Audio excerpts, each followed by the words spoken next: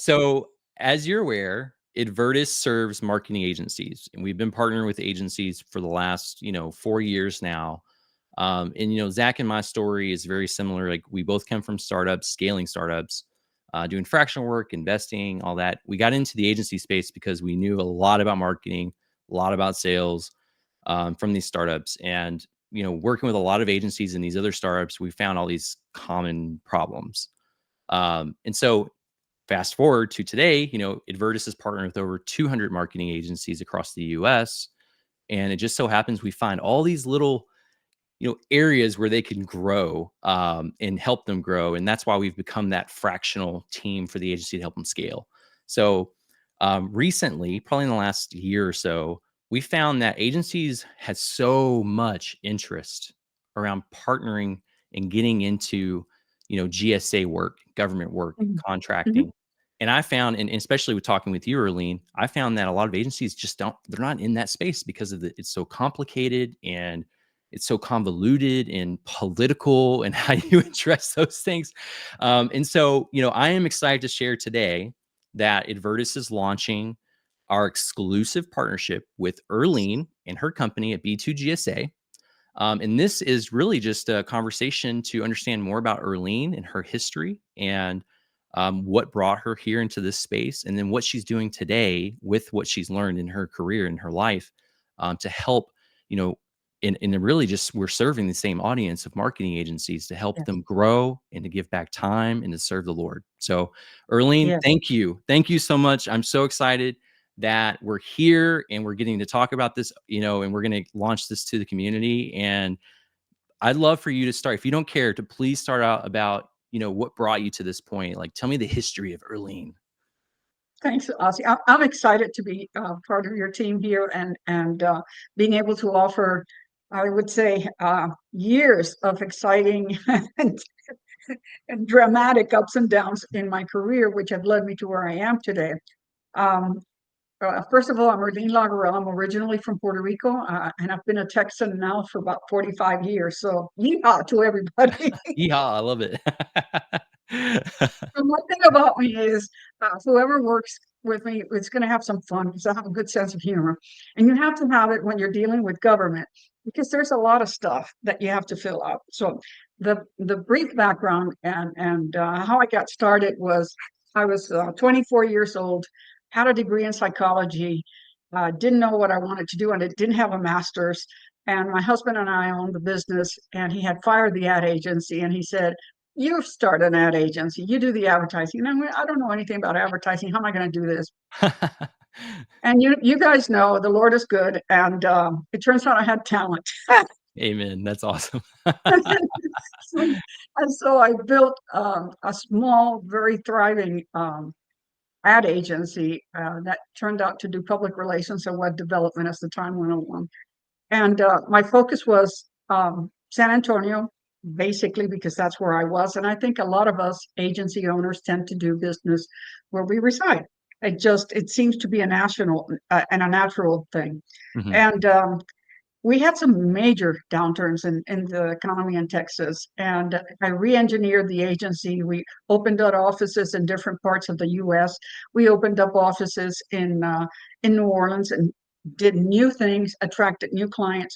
But then when it happened again, I'm going like, I need a client that's going to be here for the long term. I don't want to have to re-engineer all over again. And I mean, and I was good at re-engineering and being successful, but the sheer drama of Yeah. having to start from scratch again was tremendous. And Well, that's where I learned. if you don't mind, as a business owner, it's almost like you need to find, um, you know, portions where you can have trusted business so you can grow, without having to worry. It's like that risk factor of being a business owner. So I think Exactly. that's what you're talking about. It's like knowing for certain that you're going to have business wherever you go. Yes, and so that's what turned me on about federal contracting. My first contract was a $3 million public affairs contract, north part of the U.S., 12 states. The catch was I needed to open up 3 offices. This is when virtual offices did not exist and the internet was just starting. Oh, nice. So it's not 19, like that 19 now, but it no, was like this that is before. 1993 when virtual offices did not exist. Fair.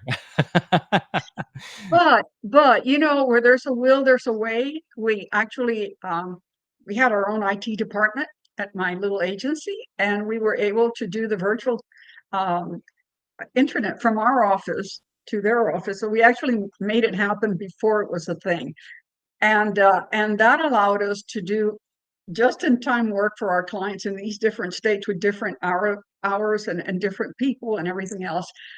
And we got a good reputation. And from there, the Army Corps of Engineers called and said, "Hey, we need some help here. Do you guys available?" And we said, "Well, sure. When can we come over and present?" And so we got all excited, got prepared, went to Omaha, Nebraska. And God, that was the day that they were having a picnic for everybody. And there was these diehard guys that really wanted help in environmental community relations and crisis communication, who didn't go to the with everybody else on the bus to have fun and stayed and our presentation that started millions of dollars in revenue for us. We became experts in environmental community relations, had some real fun along the way, learning new things. Wow. One thing that I need to mention to our audience is because we got that expertise, that it wouldn't have been in my background, it wouldn't have been in San Antonio, it just wasn't going to be there. We were able to pitch one of the largest engineering firms in the world to say, "Hey, I actually flew to Denver, drove a car up to one of their major cities, and met with the CEO. And this was a 30-minute interview. Okay, this is the kind of approach that I have to business. You want it, go get it." And Amen. I love I, that. I met with them and said, "Hey, we've been doing all this work for the Army Corps of Engineers, for the U.S. Air Force Center for Environmental Excellence. We have these great credentials. And by the way, I happen to be a small business and I happen to be woman-owned. Wouldn't that be nice for you to have a subcontractor that really knows their stuff and you can get credit for it?" The guy looked at me and he laughed and he said, "Did you come all the way here and need to ask me for my business?" I said, "Yes, sir, I did." Wow, I am impressed. That is awesome. And it turned out to be millions of dollars for many years to come out of that trip, but also gaining that edge, that doing work in the federal landscape, which it would have never come across. That was not a need in our own backyard. It wasn't a need in Texas. Texans don't believe in that kind of help. True. We're a very different kind of state. And so it was kind of fun. So summarizing my career was, had a great ad agency, super re-engineered several times, then discovered federal contracting and the magic of cash flow projections, contracts that are years plus option years long. Being able to have a steady, good group of people that work for me because I know I can afford them for the long Right. haul, even if the local economy is going kaput. We still have these dollars coming in from the feds. Mhm. And then being able to extrapolate that knowledge into other things made us so much more profitable. And it allowed us to take risk in doing things that we wouldn't have normally done. Mhm. But we had the cash flow from the government flowing in, so we could afford to maybe start something different. Praise the And Lord. so That's that's amazing. exciting. And I'd like to share with folks that government work is not sexy. It isn't. However, it can be so I profitable. can relate to And that. So true. yeah, my suggestion is have fun uh, and make your creative team happy with joy, with little clients that make their heart sing. Consider federal contracting because it pays the bills. It lets you sleep at night. That's fair. That's a good point. Well, to your point, it's like you said, when you have the predictability in your pipeline by knowing where the Yes. revenue is coming from, you can allow your team to take more risks and take those Yes. different types of projects on and know like you Yes. have this sustainability that's here for you to have fun over here. Yes. I love that. No, that's a Exactly. really great point. Well, and I know, working with all of our partners, a lot of them Mhm. have interest in local municipals, government work, all of Mhm. those types of things. They just don't even know where to get started. So Right. obviously your experience has kind of teed you up to this point in your life where you've started B2GSA. And so tell us a little bit more about what you're doing now and how you're helping these agencies get into GSA for that sustainability, for that predictable pipeline so they can go have fun with those projects. So it all starts with getting registered as a federal contractor. And so at B2GSA, we're experts in the advertising marketing field.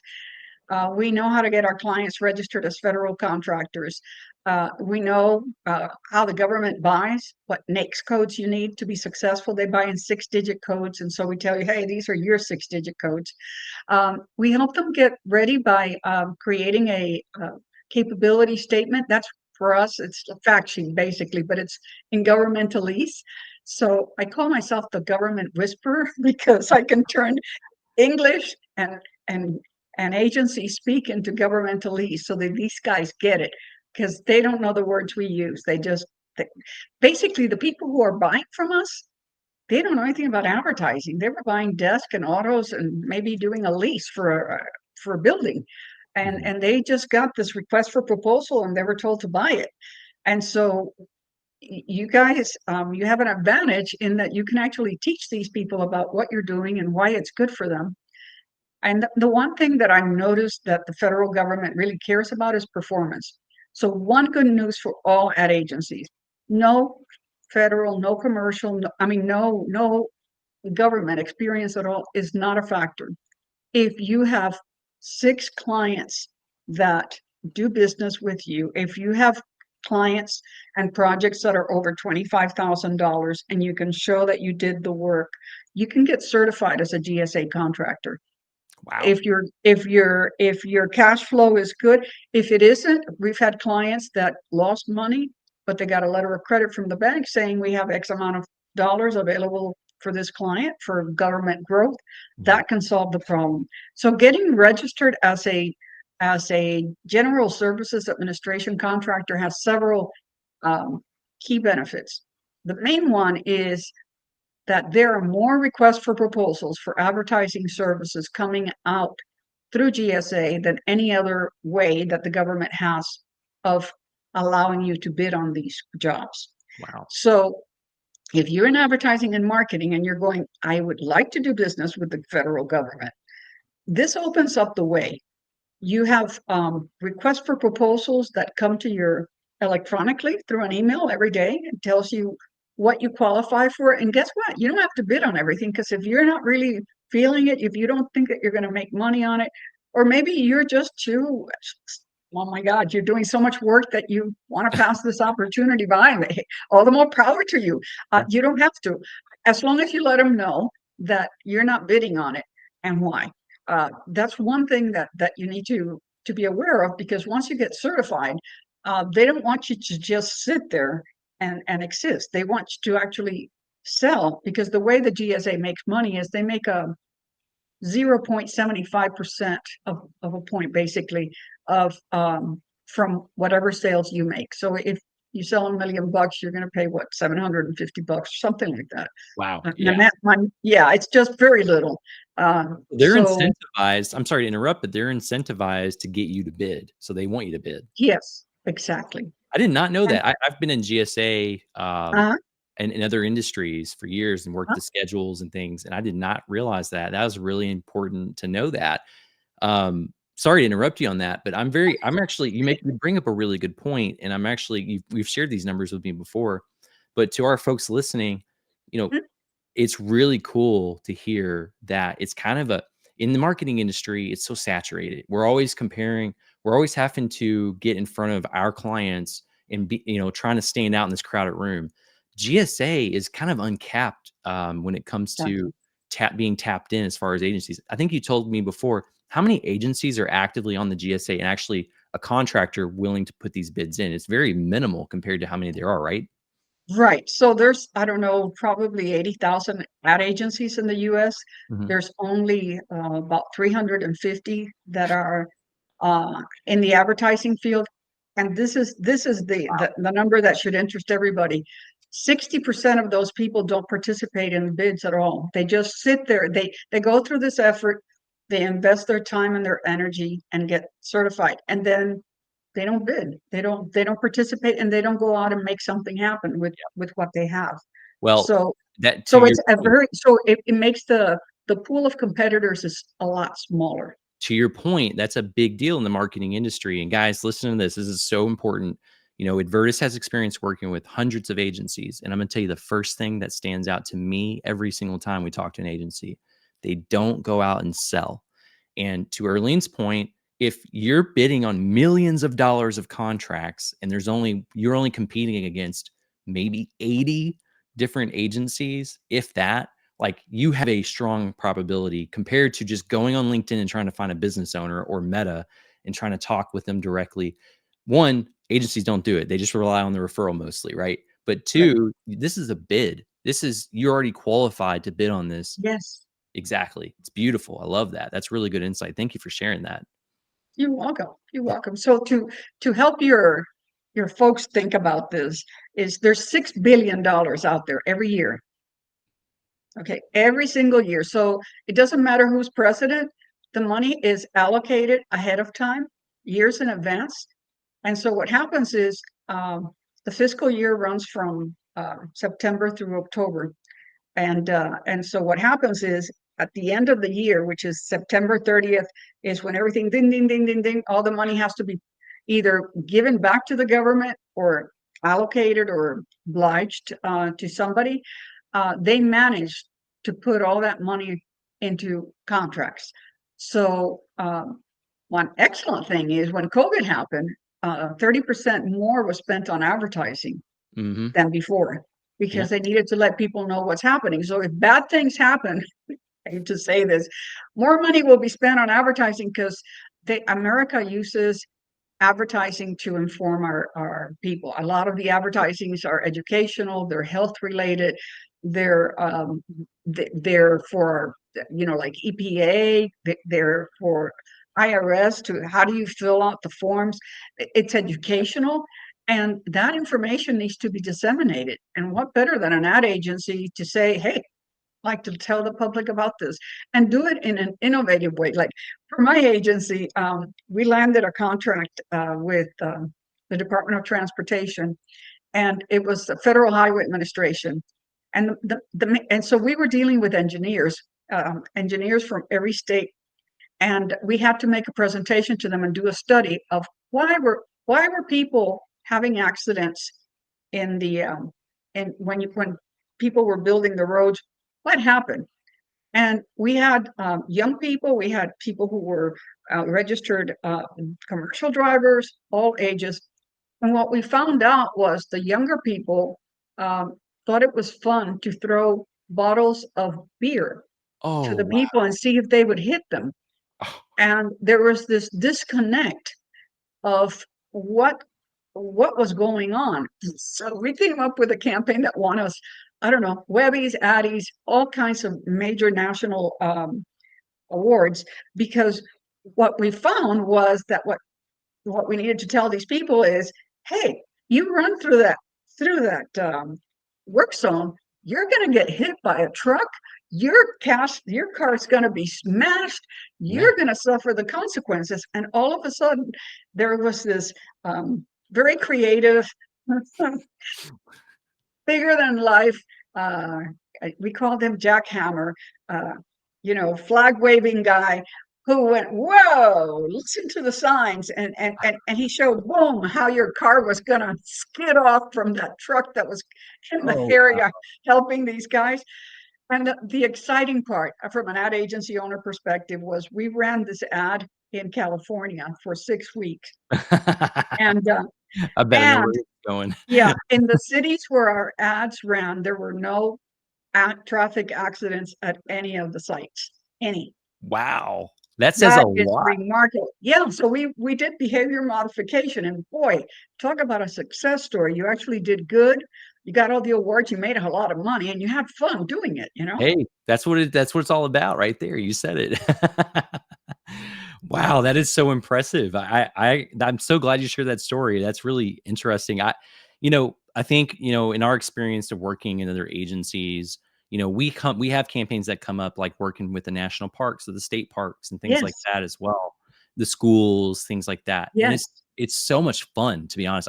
I know we talked about, like, maybe the bidding portion of it isn't always the most fun, But Right. when you actually land those contracts, they can be fun. And I think I mean, your Yes. story actually highlights that a bit. And then you also see the work that you're doing in the world and how it's actually helping and Yes. benefiting, you know? It's beautiful. I love that. That's a great Yeah. story. So another story, and this comes from how do you make money being a GSA contractor? Well, one of the ways is that people will find you. So one time I got a call from somebody from the Department of Transportation, but this was the Federal Motor Carrier Safety Administration. They said, "Can you buy some ads for us in Nuevo Laredo, Mexico?" So I said, "Sure." I mean, it was a $7,000 buy. You know, they pay me credit card. Next thing I know, a week later, they say, "Hey, we need a hotel room for this and this and this occasion. Can you get it for us?" I said, "Fine." Then I said, "Hey, I'm going to Washington, D.C. Can I visit with you guys?" And I found out why were they interested in doing things in Mexico and what was this whole thing all about. And I found out they had a big contract coming up. And it gave me a chance to find out what it was and being able to show my expertise because Mhm, they thought that Mexico was a third world country. In many ways, it can be, but mhm, when it comes to um, labs and lab work, they're one of the best in the world. mhm. And so we were able to share how we would approach what they were trying to do, and it gave us a chance. The bid came out later, and we went against one of the largest agencies in the world, and we won. Uh, Wow, for congratulations. one reason only is that we had a better proposition of what they should do. They asked us to do X, and we said X is not going to work. This is how you need to do it to win what you need to do, and that won us the work. And Wow. that was a yeah, that was a $1.2 million contract. Wow. So that makes a really good point. So you were able to educate and you had the authority because of your experience and they accepted that and that's what you needed. Yes, And it's interesting you bring this up and it's a really good point. You know, a lot of times because when we're working with the agency and we're helping them put together these RFPs or we're helping them go to bid on any project specifically, oftentimes there's asked about referrals, case studies on existing work, yes, comparable, things like that. And if you're out there and you're actively bidding on these contracts, you're going to have more experience and get better and better and better yes, over time. And you get to showcase that work and win those awards. And that's yes, so these agency owners, the guys, everybody listening in on this, hear me out. As an agency owner myself, and after helping all these agencies, I'm telling you, like having a plan of action to go to bid, working with someone like Erlene here or anyone else, it's going to help you be able to expand into market, build authority in your brand and stand yes. out. And that's everything. That's all you want. So that's huge. Erlene, I just want to share, it's been so awesome talking with you about this. And I just want to say, I'm so excited about this exclusive partnership that we've developed. I think, considering we're one of the only white label providers and agencies out there that are partnering with agencies to help them scale and offering exclusive benefits such as this partnership with B2GSA. So, what I'm going to do, guys, if you're hearing this out, below, probably somewhere below in a page, we're going to put this to. There's going to be a link where you can actually schedule time with Erlene to get a free assessment on Yes. what to do to get into GSA. And she's going to help you and she's going to make sure you have every tool in the toolbox you need to start scaling your business, to have that predictable pipeline and to really help you grow your agency. And this is an exclusive partnership with Advirtis. You get exclusive access and exclusive benefits specifically to discounts and having direct access to Erlene. So take advantage of that. You get to talk to her. She's amazing, right? You hear these stories. So Erlene, thank you so much. It was so great talking with you, like always. You're awesome. I enjoy and to anyone, whatever, don't think any question might be stupid. If you don't know, I'm happy to help, and if I don't know, I can find out. But it's a great opportunity to find out if there is another way that you can increase your sales and add a different revenue stream to your sales pipeline. Amen. And trust me, she means that. Erlene is such a sweet and kind person. I've been working with her for the last 6 to 8 months now, and it's been amazing. So thank you so much, Erlene. Thank you.